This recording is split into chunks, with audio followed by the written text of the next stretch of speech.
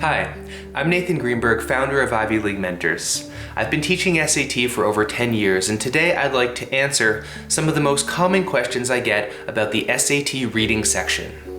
The first question, do I need a strategy? It's actually a pretty reasonable question when you think about it. By the time you take the SAT, you've been reading for most of your life, and so a lot of students think that's pretty much all there is to it. You read the passage, you answer the questions.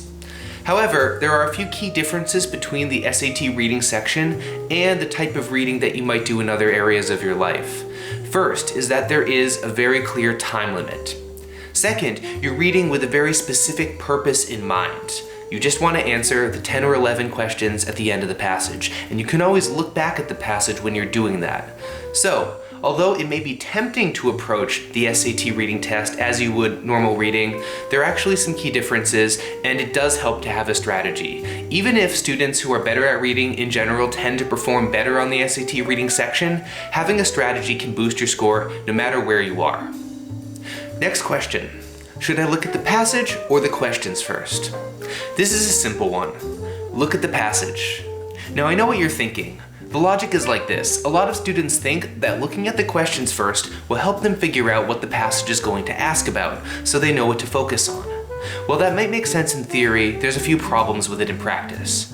First, holding 10 or 11 questions in your mind while you're reading the passage is going to be very distracting, and you probably won't be able to read the passage well because of it. Second of all, the types of questions that you're going to be asked about are relatively predictable, so you don't need to read them to anticipate what they're going to ask. Usually you're going to get a question about the main idea, perhaps a question about the purpose or the tone. You're going to get a few pairs of evidence questions, and you're going to get a couple of words and context questions. So when you're reading, you're really just trying to figure out the basics, what this passage is about. Remember that if you get a question about a detail, you can always look back. So in short, I definitely recommend reading the passage before you look at the questions. One caveat about that is some students find it helpful to look for line references in the questions before they read the passage and to underline those. This is not a bad idea. It can in fact help you figure out which sections of the passage to focus on more, but I would not recommend actually reading the questions until after you've read the passage. More on that in my handout on pro reading, available on our website, Ivy League Mentors Prep. It's a free handout, so I definitely recommend you check it out for more information about reading strategies. Next question, should I read the entire passage? Now this one is a little bit more controversial, with the major textbook companies like the Princeton Review, Kaplan, and Barron's giving slightly different answers and sometimes even contradicting themselves. There's a lot at stake with this one, but in general my advice would be probably not, but it does depend, and it depends on a few things. So right now I'd like to get into some of those things. The first point to consider is that the SAT is a time test. There are 65 minutes in which you need to complete 5 passages, leaving you about 13 minutes per passage. Now that's not a lot of time, and you want to leave plenty of time to answer the questions, which means that it's in your interest to get through the passage as quickly as possible. However, that said, if you race through the passage and don't understand it at all, that's not going to be very helpful to you. So ideally, you're able to read through the passage quickly, but also while focusing on what's important. So what is important? Well, as I mentioned before, a lot of the questions that you're going to be asked are going to be about big picture things, like the main idea or purpose. So you definitely want to understand that. However, aside from that, you will get some detailed questions. Does that mean you need to understand every detail as you're reading the passage? Probably not. Let's say that there are 50 details in an average passage. Taking the time to understand them is going to be very difficult, and there's a chance you're going to forget them anyways by the time you get to the questions. So I usually don't focus on the details. If I get a question that's about a detail that I don't remember, it's very easy for me to go back and look if I have enough time. So I usually try to get through the details quickly without paying a lot of attention to them, and answer those questions only after I've looked at the questions by going back to the passage. So in short, when I'm approaching a passage, what I really want to do is to make sure that I can understand in a broad sense what it's about. So I would always recommend focusing pretty carefully on the first couple of paragraphs. This is a chance for you to figure out what's going on, make sure you can sort of understand what's coming next. Often in the first paragraph, you're going to get a thesis statement or some sort of main idea, and from this, it's going to be pretty clear what the rest of the passage is about. And once I think I know what the passage is about, I feel more comfortable moving more quickly, and I'm going to sort of skim the rest of the passage. As I skim, I'm focusing on areas that are more important, so I'm definitely going to be reading the first sentence of each paragraph. Often the first sentence of each paragraph is a topic sentence, which can tell you what that paragraph is about in the broadest sense. And although, again, I'm going to be missing some details, I'm not really that worried about it. Another thing that you want to pay attention to as you're skimming are transition words. If you see a word like however in the middle of a paragraph, that means the paragraph is going to be taking a turn in topic, and you need to realize that, otherwise you might miss some really important point. So in short, I recommend reading carefully until you basically have an idea what the passage is about, and then from then on, it's kind of skimming through the rest, making sure you understand the general structure and sort of the main idea of each paragraph. It's a bit complicated to explain in just one video, so I highly again recommend that you check out my handout on pro reading available on the Ivy League Mentors Prep website, link below. Next question. How much time can I afford to spend reading the passage? Well, in some ways this is a follow-up to the question that I just answered. And as I mentioned before, you have technically 13 minutes per passage. Now, I usually like to aim for about 12 minutes per passage. This gives me just a little bit of flex room in case something goes wrong. So, 12 minutes. Remember that you need to answer 10 or 11 questions after reading the passage, and it really pays to, when you get to those questions, to go back and make sure you can find evidence. So you want to get through the passage as quickly as possible. Personally, I would recommend trying to spend about 3 or 4 minutes per passage. I think that's usually enough to get the main idea for many students. However, if you are a slow reader, it might take a little bit longer, and you shouldn't necessarily be afraid of spending a little bit longer. Remember that time used is better than time wasted. So if you can read in 5 minutes and basically understand a passage, that's a lot better than spending 3 minutes and not understanding it at all, because you've wasted those 3 minutes, whereas you've used those 5 minutes. Finally, I'd like to point out that it depends partially on the type of passage that you're looking at. For instance, literature passages in particular tend to be far less predictable in their structure. They're less likely to have a clear thesis statement followed by evidence or a main point like that. Often, they're just a few pages from the middle of a novel where you'll get a few characters that you don't really know talking about something.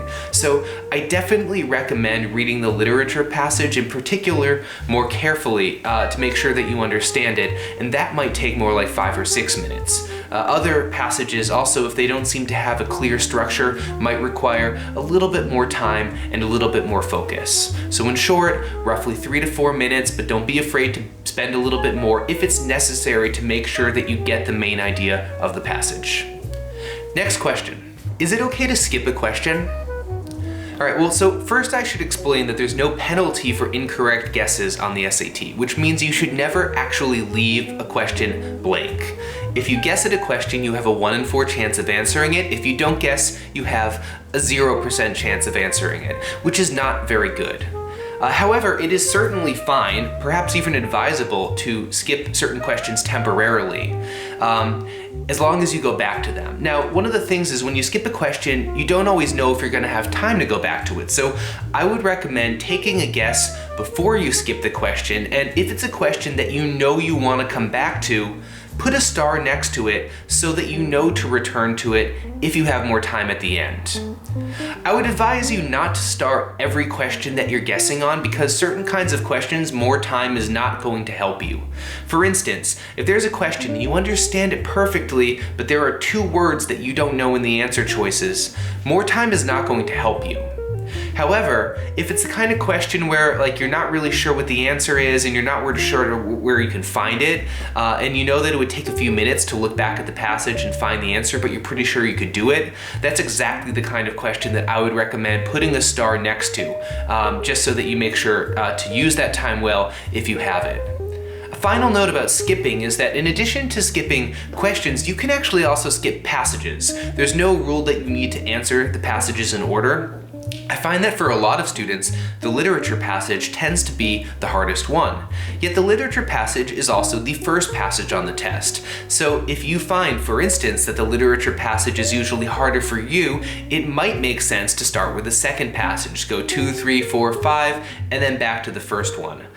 So definitely starting with the passage that's easier and more comfortable for you is an effective way to begin the test. So don't feel like you need to answer the questions in order or the passages in order for that matter, as long as you make sure to guess or answer every question in the end. Next question. What should I do if I really don't understand the passage? Well, hopefully you're not going to find yourself in this situation, but if you do find yourself reading a passage and you have no idea what's going on, the first step is to not panic. Ask yourself what you do know. Even if you don't really understand what it's about, often it's possible to establish a basic topic and to determine the author's general attitude toward the topic. All right, although that's not perfect, if you can do that, it's going to be enough to answer a lot of questions, so it's pretty helpful. Secondly, if you really don't understand what's going on, you want to get to the questions as quickly as possible and focus on the questions that you might be able to answer. If you don't understand the passage, you're going to have a lot of trouble with questions asking you about the main idea or the purpose. So focus on detailed questions first, questions asking about vocab or evidence pairs. These are questions that are very focused and you can usually answer them with a little bit of attention, even if you don't understand the broader sense of the passage. Next question. What can I do to improve my score? The million-dollar question. So this is actually going to be the last question that I answer today. Let me start with some of the stuff that you can do in the short term. If you are taking the test relatively soon and you don't have a lot of time, the first thing you can do to maximize your score is to familiarize yourself with the format of the test, the kinds of questions, and the kind of content that is on it. After you've done that, you're going to start thinking about practice. Practice is really important, but I would like to emphasize that the quality of practice is far more important than the quantity of practice. So you can take 10, 20, 100 practice tests, but if you don't take the time to review them carefully and learn from your mistakes, you're not going to get a whole lot better. Conversely, if you take only a couple of practice tests, but you really review your answers, analyze them, and think about why you got certain questions wrong and how you would avoid getting those kinds of questions wrong in the future, you can actually get some real results. So those are the things you should be doing in the short and midterm. In the long term, you might want to consider strategies to improve your vocabulary. Definitely memorizing words every day is useful. And students who read more do a lot better on the reading test. So if you're not the kind of person that likes to read, developing a daily habit of reading for 15 or 20 minutes, even if it's something that's kind of fun, it doesn't have to be academic, can be super helpful. Finally, get help. There are a lot of great places that can offer you help on the SAT and can improve your scores a lot faster than you'd be able to do on your own. Of course, my own site, Ivy League Mentors Prep, offers some great SAT programs that can deliver great results and even offers a refund if you fail to get any kind of improvement. So definitely consider looking into that. The link is below. Anyways, thank you for watching today, and I hope that this video is helpful to you.